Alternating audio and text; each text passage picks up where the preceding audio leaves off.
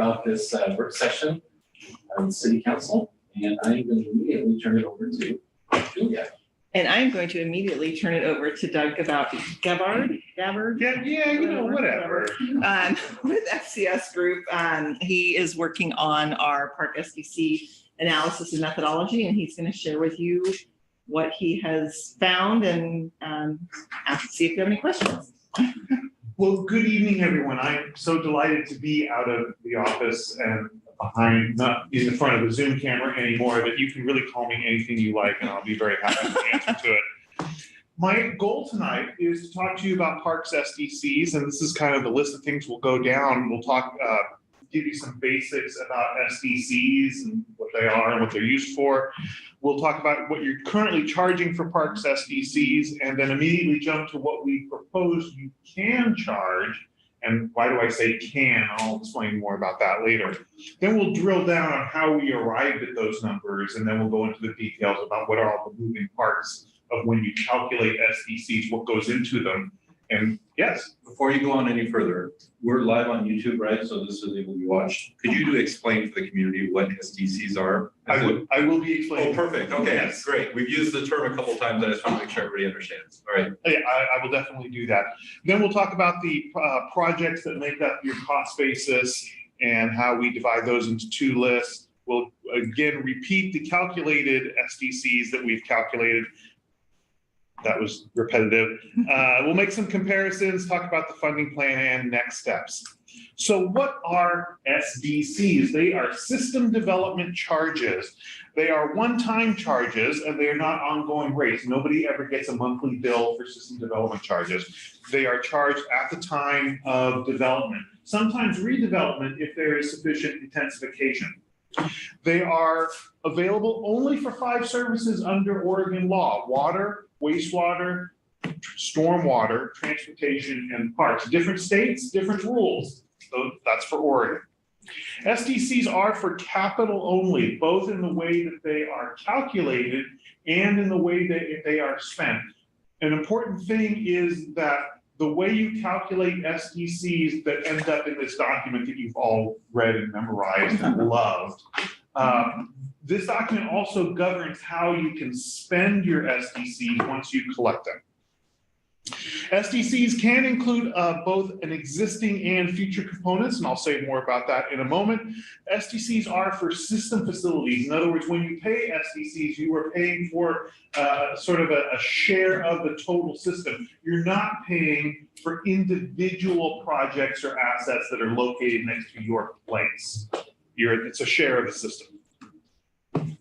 Well, one of the reasons you hire an SDC consultant is because SDCs are heavily regulated by law, and you will find out, yes. Yeah, and can I just make a comment for Please. the public that might be listening? A great explanation on the SDCs, really appreciate that. But just bigger picture real quick, this is how cities pay for infrastructure. When new development comes in, roads, wastewater pipes, water, all that stuff. And it's really one of the few mechanisms that we have to pay for these things, and a lot of that's because of Measure 5 and Measure 50, which cap property taxes. So this is how we do it, and it usually gets billed to the developer or the builder that's building the house, the home, the office, the restaurant, whatever it is. That's when that one-time charge occurs. So, Thank you for the assist. yeah, no problem. So ORS chapter 223 has all of the SDC stuff in it. You can read those sections in half an hour, sandwich and your Diet Coke on a lunch break if you want to, and it will make perfect sense. I would encourage you to do that. So if we want to get mathy for a second, an SDC, the actual charge, can consist of up to 2 layers of cost. The first we call a reimbursement fee. That's when you take your existing assets and you decide what portion of those have capacity available for future users. You segregate that portion of the asset cost. You divide that by the growth that you expect during the planning period, and that is called a reimbursement fee. So that's one layer of an SDC, potentially. The more common layer, the part that people more think about when they think about SDCs is the improvement fee. The improvement fee is where you look at your project list, your CIP, your master plan, You look at all those projects and you decide what portions of each project will provide capacity for future users. That portion that is for future users is the eligible portion, and most projects end up having a portion eligible and a portion ineligible. That's very common. But you add up all of the eligible parts, and the sum of that divided by the growth that you expect during the planning period is your improvement fee. And so those two layers taken together can be the total system development charge. And if I may, just since there are people at home that might be listening, or maybe there are people at home that might be listening, just a key point of that is that we can't charge new development. We can't make them pay for stuff that's already broken. And so that's why he's saying that the improvement fee may not cover 100% of the cost, because if there's a portion that's already insufficient, development can't be required to pay for something that's already deficient. That's right. And in the spirit of yes and, there's actually a two-pronged test when you want to determine what part of a planned project is eligible. The first test is, does the project create new capacity? If the answer is no, then there's not going to be any eligibility there. If the answer is yes, you have to go on to ask a second question, because the new capacity that's being created may be needed for existing users. If you have, this is very common in streets, if you have streets that's way over capacity and you really need to widen it just to get back to the way it should flow today for the current users, well, that's a deficiency, as Julie was saying, and you cannot make developers pay for deficiencies. You can only charge them for capacity that is truly for future users. So I appreciate making that point. So this is where we begin our journey. These are your current SDCs. You're only charging an improvement fee, but what's this thing called, an administration fee? Yes. I just back to that last point. Please. So if a developer is building, say, a new shopping center that's creating the increased traffic and problems, then the SDCs can cover that. So yes, that is always what an SDC is charging for, is the increase in demand. So we're talking about two different things now. We're talking about charging SDC versus what part of a project can go into the SDC cost basis. But the answer to your question is a resounding yes. And sorry, if the shopping center is doing something that's increasing capacity and they're doing improvements that might be adding capacity, they would get credits for the difference. You might be getting there too. Sorry. Yeah. Maybe we can talk more about that if you like. The whole SDC credits thing. That's very city specific. Some people make great use of SDC credits, and the SDC fund balance developers consider that to be kind of their money almost. Whereas other cities hardly issue credits at all, and it's not really a thing for them. So I take it it's a thing here. We do issue credits when they do things that are above and beyond what they. Yeah. And there's a whole legal criteria for what counts as creditable. And we can talk more about that later if you like. So you'll notice in your current SDCs, your SDCs currently are driven by an improvement fee, but there is also this layer called an administration fee. This is perfectly legitimate because the law specifically says that you can spend SDCs on the cost of complying with the SDC law. So this includes things like paying your consultant to develop an SDC methodology. That's one thing. Also, there are some accounting requirements in the law, and so you can reimburse fractional FTE to your general fund to make sure that those accounting functions are handled appropriately. And so the administration fee is designed to handle those expenses that are specifically allowed by statute. So we're going to start here sort of at the 10,000 foot level, and I'm going to give you the end of your SDC calculation, and then we'll drill down from here. Your total cost basis, the eligible portion that we're going to divide by growth, is $68 million. And we're going to divide by growth of nearly 13,000 residential equivalents to give us an SDC per residential equivalent of 5,200. Sorry, what is the 68 million? What 68 million? What is that coming from? I'm gonna show you. That is the total cost basis.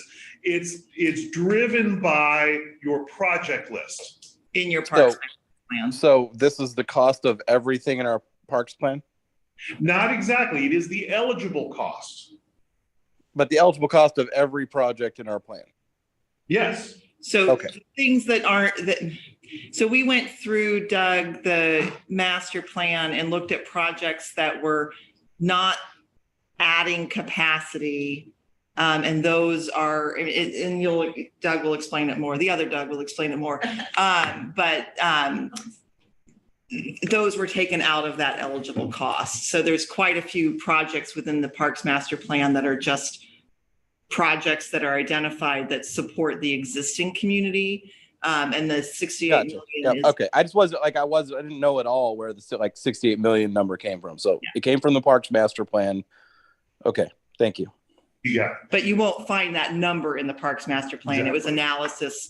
Yeah, From- no, I get it. Yeah. Okay. But we will retrace the steps of where that number comes from. And help me, because I saw the Parks Master Plan. I wasn't here when I think the council approved it, but that was more like, hey, this is a wish list of everything we could be doing. Mhm.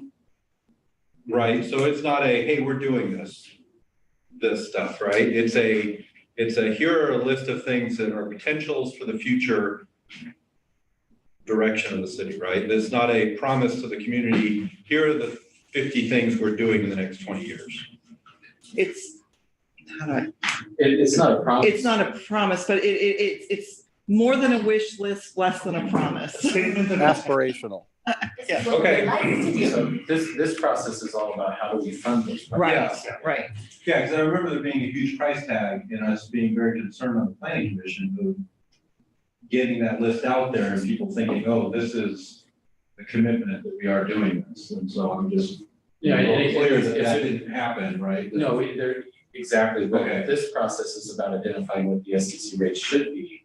So If we want to do. if we want to do these in the future, Okay. and if you're confident in your growth, you can even bond against those down the road. So Okay. it is right, it's this is the beginning of the funding mechanism for this project. Great. Okay. Did I get that right, by the way? You absolutely did. Now you have stumbled onto a really important strategic issue that we have seen time and again in the wild. The way the conversation often goes is like this. Wow, that's big number. We can't fund all those projects. Not even, even if SDCs cover their part, there's no way we can fund the rest of them. So let's take projects off the list and get things down to a reasonable number. We discourage clients from doing that, at least at the beginning of the process. We want to see the full number and see where we're starting from. Also, it is not a promise that you will build all of these things. It is sort of a statement of intent. Okay. But if you don't include a project on the list, you cannot spend SDC money on it. So if there is any inclination at all to spend SDCs on it, keep it on the list. Okay. And the other part of the strategy is, just because we calculate an SDC doesn't mean you have to charge the full SDC, but you can still leave all the projects in the list. You just won't be able to fund all of them to the same level that you might have. And that's another part of the strategic question. We can talk more about that as we get into this. Great. Thank you. So a moment ago, we identified down the calculation that we came to an SDC per residential equivalent of $5,249. So that becomes the key number. And now we take that number and we apply it to the individual types of land uses we'll be charging. For residential land uses, we use census data to make an estimate of the number of residents per dwelling unit type. This comes from the US Census Bureau. It's local data, it's not nationwide. And so those those numbers to 3-digit accuracy, which we do just for fun. That helps us to apply that $5,200 to individual land uses, which is why for a single family dwelling unit, you have a total, a maximum allowable SDC, it would be a good way to say it, of $14,997 per single family dwelling. Different dwelling unit types, as you can see, have different allowable SDCs. And you get down to the last item, the employee item is a per employee charge, but it gets charged based upon the square footage and type of building being constructed. Now, that's the way you do it now, and we just recommend that you continue to do it. So yeah, we don't ask everybody how many employees they're Exactly. gonna have. We have use types, sort similar to our transportation system development charge. We have uses and say, okay, this is how many employees per square foot, and that's what's charged. So now we begin to drill down. So you notice we had that denominator of about 13,000 residential equivalents. Well, where all of that began, because you charge non-residential development, we have to figure out how are we going to treat employees, and specifically, how is their demand to be compared with demand of a residential nature. So we've developed this framework that you will see in much more detail in the report, where we estimate hours of availability, whether it's related to your employment, where you might have a couple hours a day, 5 days a week, where you can jog in the park on lunch, maybe have a softball game after work. These are just potential. This is not an estimate of actual demand. This is an estimate of potential demand.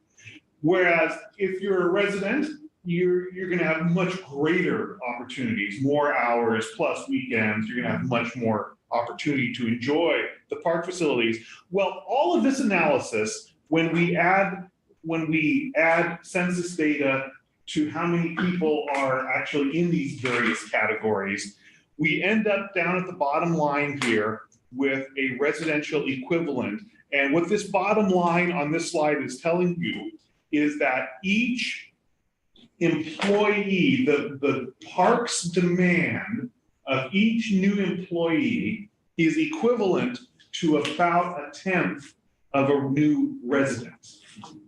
So 10 employees equals the same park's demand as one resident. At the risk of asking a stupid question, the header in the second table, residential hours, what's the difference between the two residential hours columns? Living inside Oh. Sherwood, living outside Sherwood? Yeah. What, No. Somehow. Oh, we might have cut down. Yeah, the second column should be non-residential. so those are people, Oh. employees commuting into, Those are, yes, okay. got it. Yes. All right. those should be non-residential. I'm sorry, we squatted that header down. Thank you for pointing that out. All right.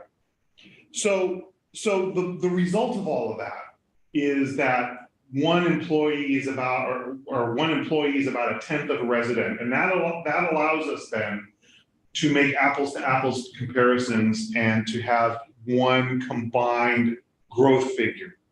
So we have population estimates, and we expect population to grow about 12,504 residents during the planning period.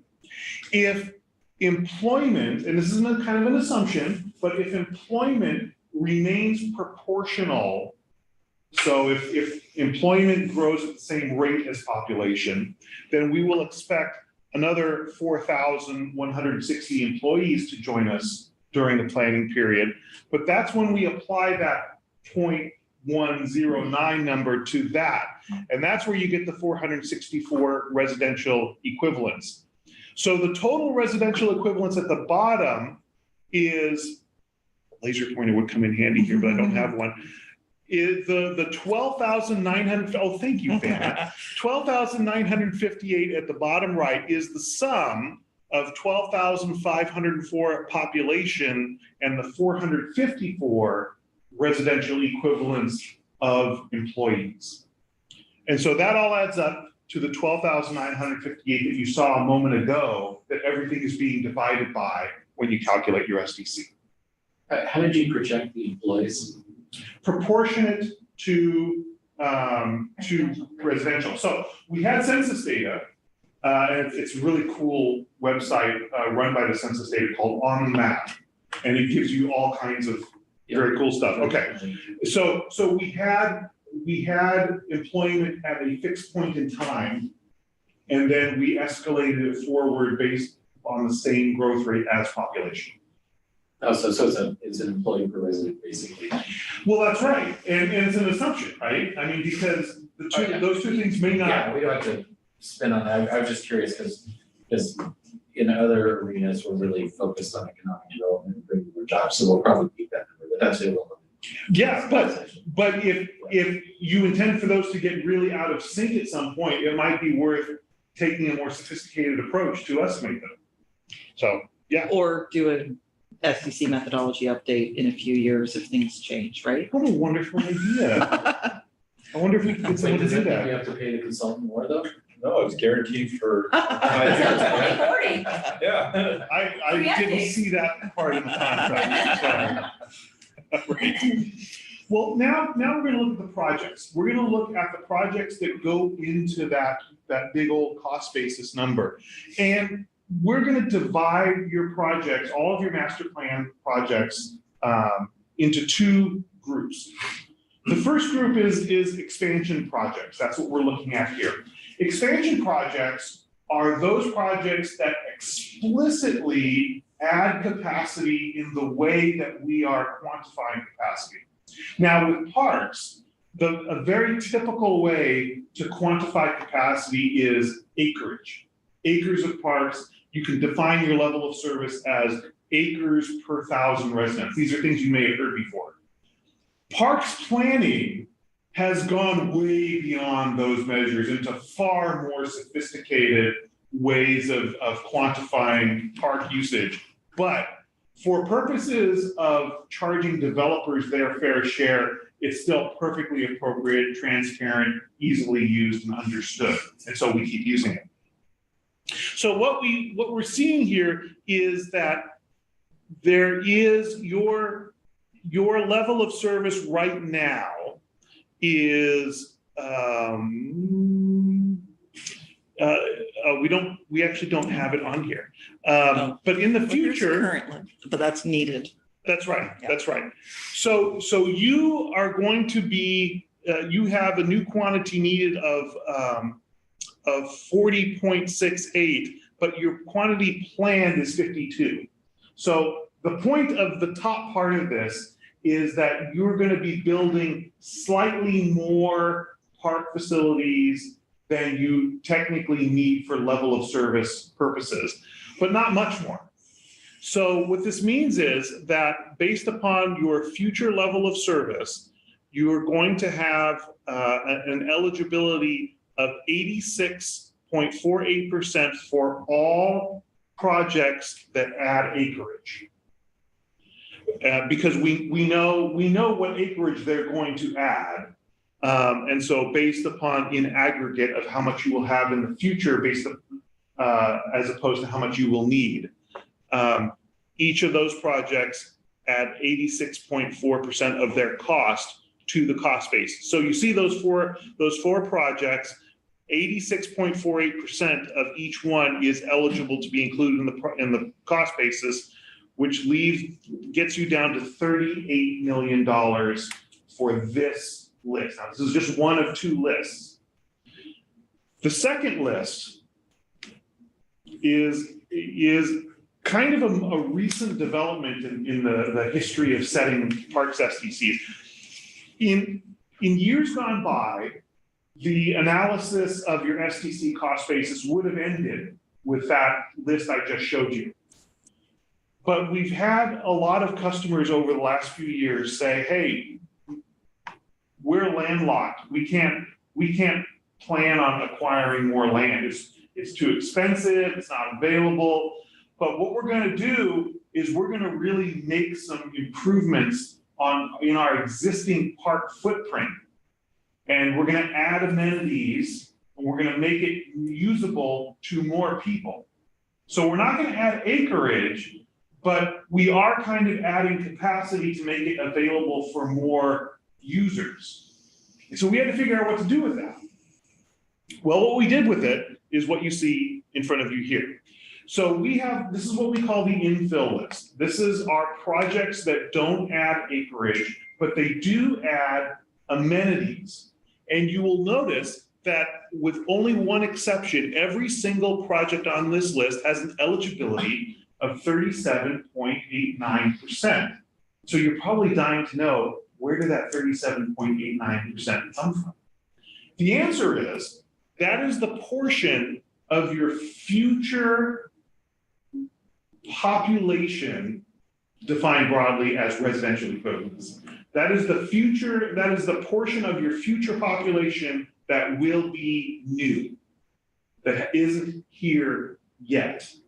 So the theory we're operating under here is that these amenities that we're adding in these projects are going to benefit both existing users and future users proportionately. And so we're allocating 38% roughly to future users, because that's the proportion that your future users will represent of your total customer base. Yes? Question, and then I think I have a correction.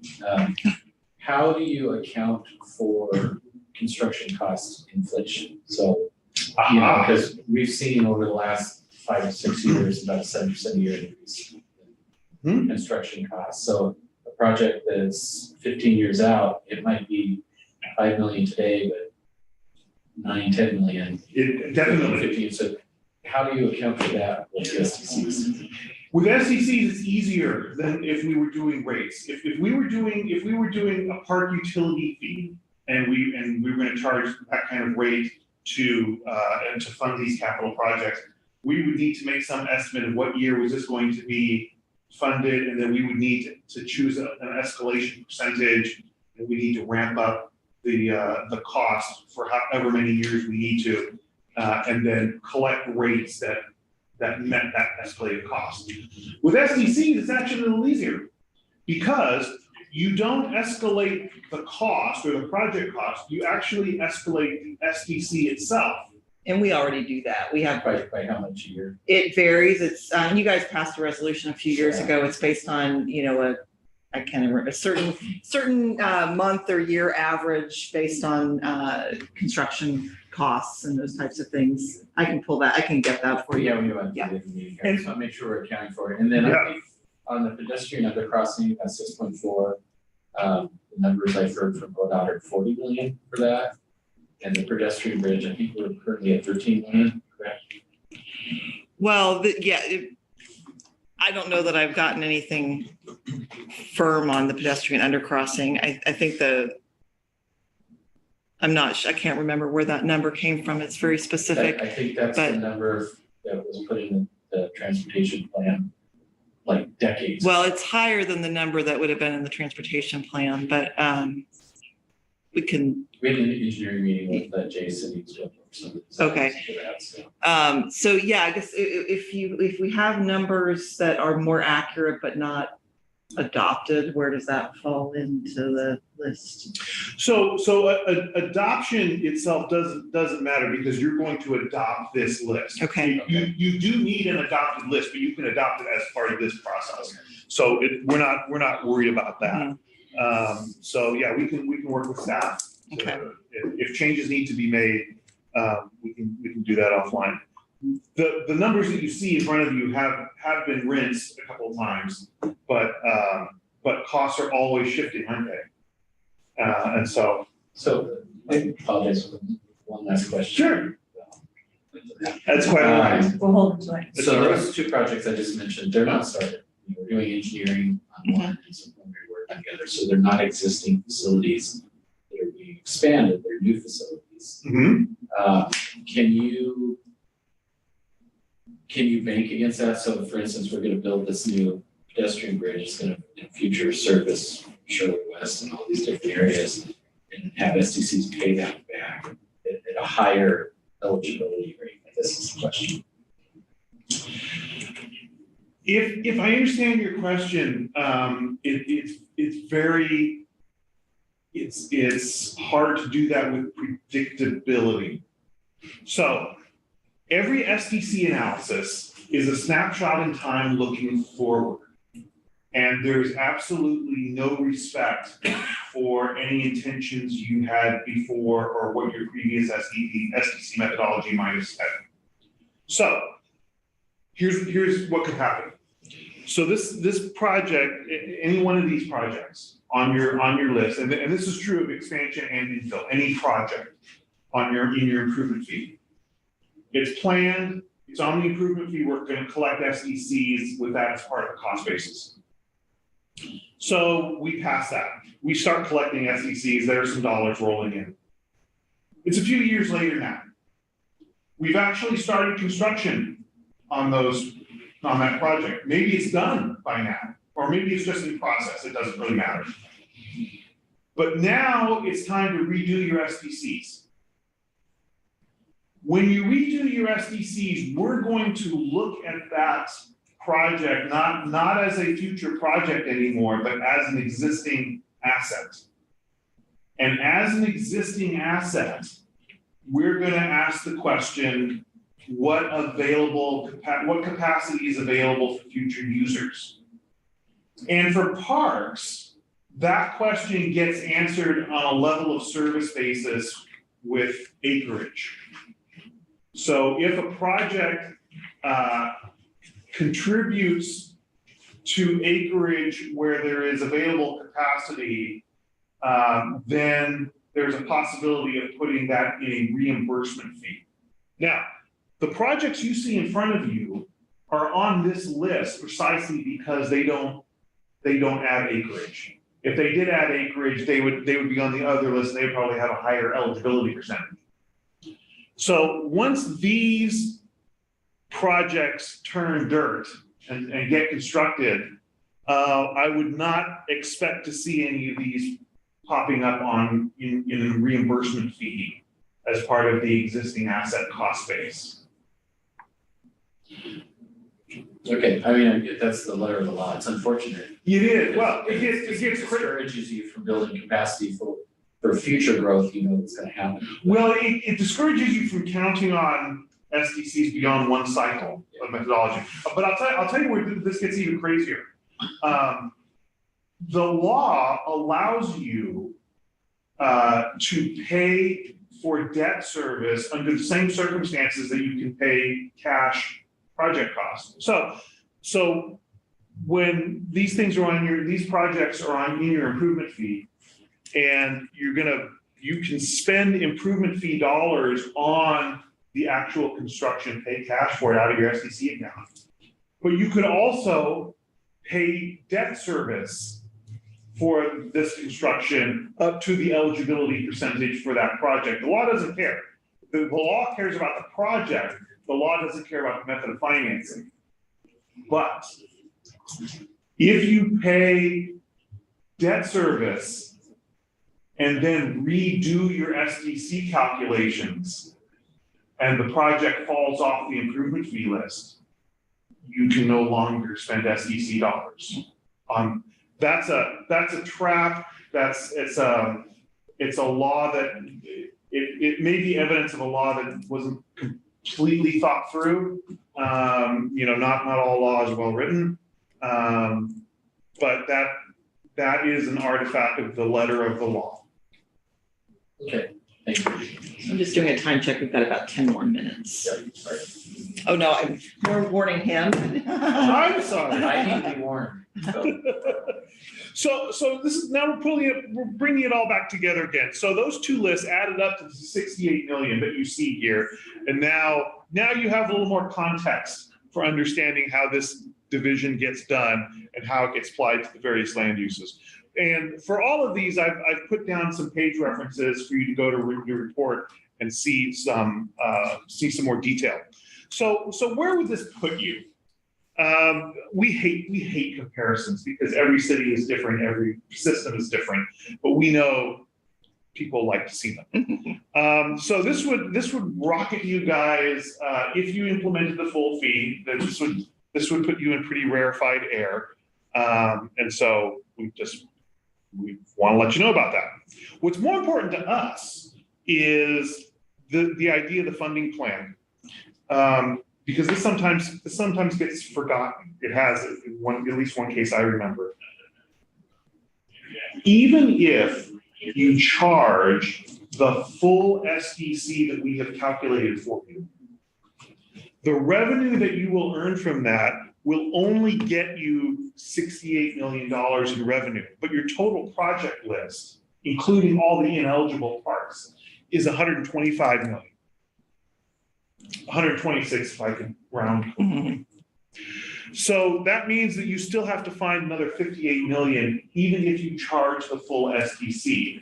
And so I want to make sure I put that in front of you to say, okay, if now we want to talk about, and we may not do this tonight, we may do this at a future time, we want to talk about a lesser SDC, which is you're certainly legally entitled to do that.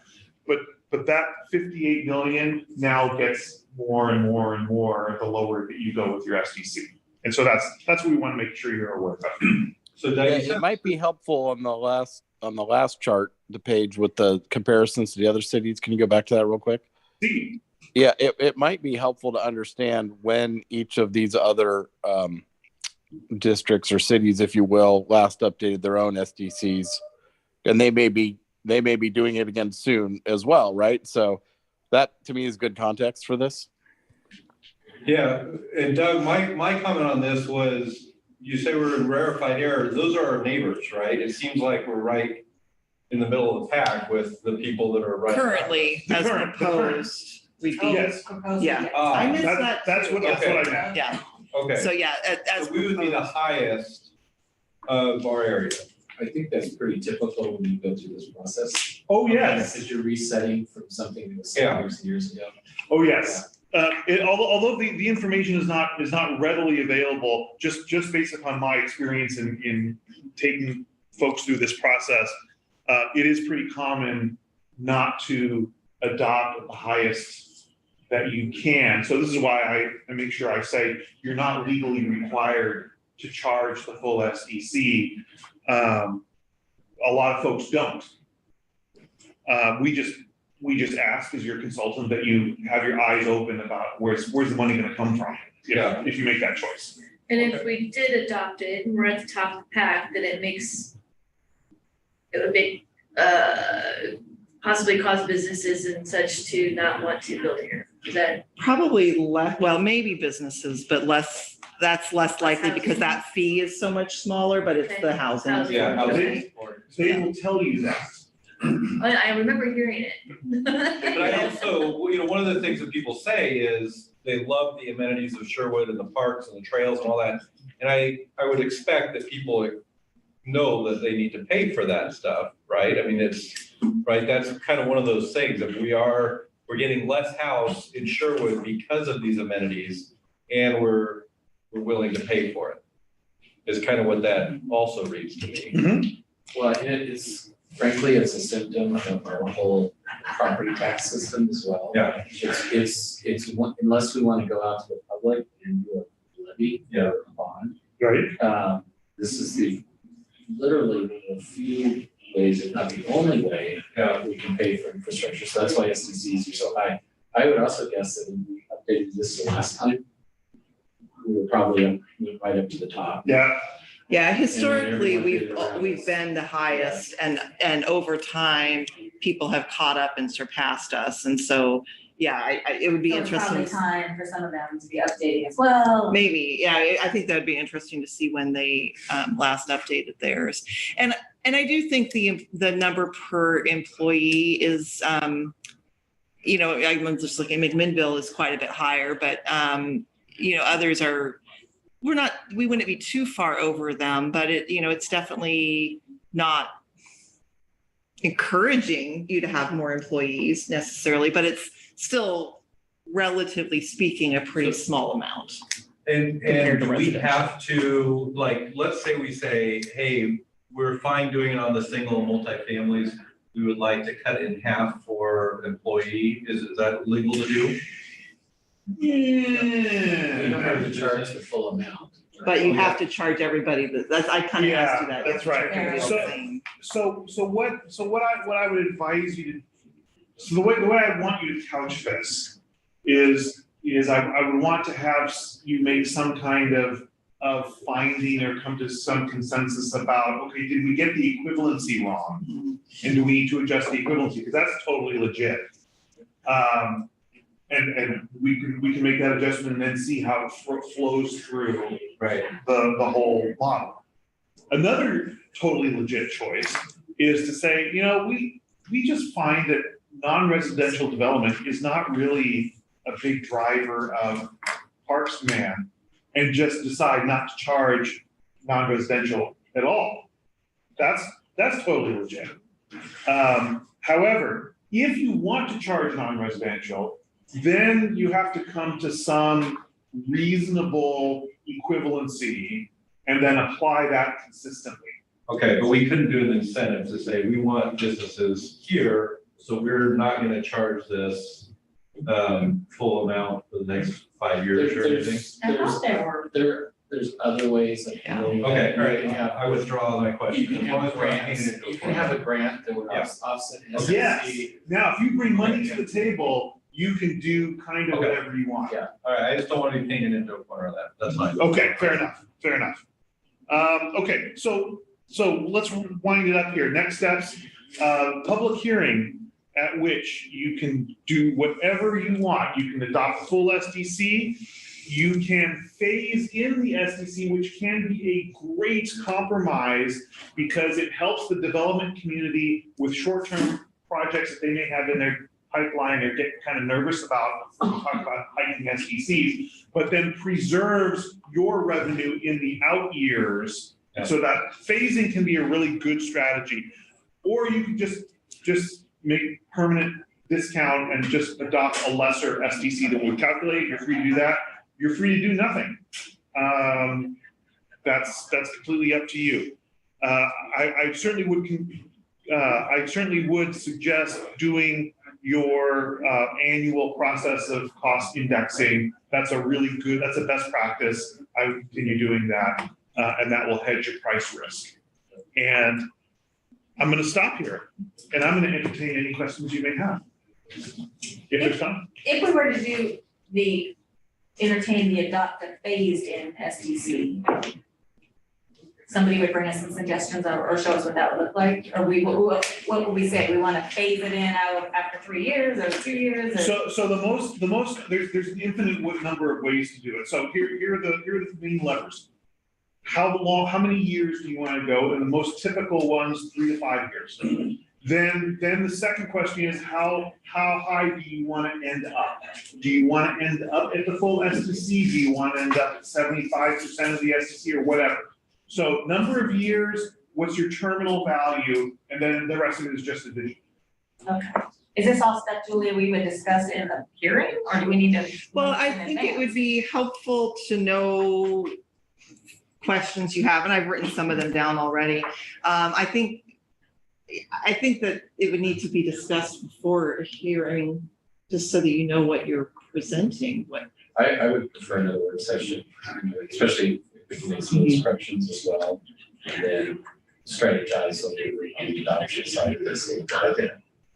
We have better conversations around that kind of stuff. I would think to agree with Julia, by the time you get to a public hearing, you want something in resolution form. Yeah, Right. yeah, that's what I'm thinking, Yeah. and we haven't had this part of the conversation yet, so Right. we need to have more conversation. So I will work with you to see when we can come back and maybe show kind of what some of those scenarios might look like. And then it would be great to get some general direction. And like Doug said, we don't have to make those decisions. In fact, it's not that many times those decisions aren't made until the hearing, but it would be great to kind of know what direction we're leaning so we can prepare. Right. Can you tell them what ways we're leaning now? I would be interested in seeing adopt full DLC and adopt phase in. I don't see a way forward for keeping it the same. I would or agree with that. Right, and so I would say, don't waste your time on the bottom two, Okay, and then let's figure out some options for the top two. Okay. That's kind of what I'm thinking, but I mean, even with the full deals, SDC, we still got. I would totally agree with that, because at the end of the day, that 68 million sounds like a lot, but if we're talking about acquiring land to build a Snyder Lake Park on the other side of town, that would be reality. And keep in mind that that's still not even, that's like just a little over half of what you need, Yeah. we still really, need you know, so there's that whole Yeah. But conversation. can you find out from our surrounding neighbors, at least our direct neighbors, even Yeah, absolutely. how far, when they're doing this? Yep. Because that might help us also. Yeah, I think so. All right, well,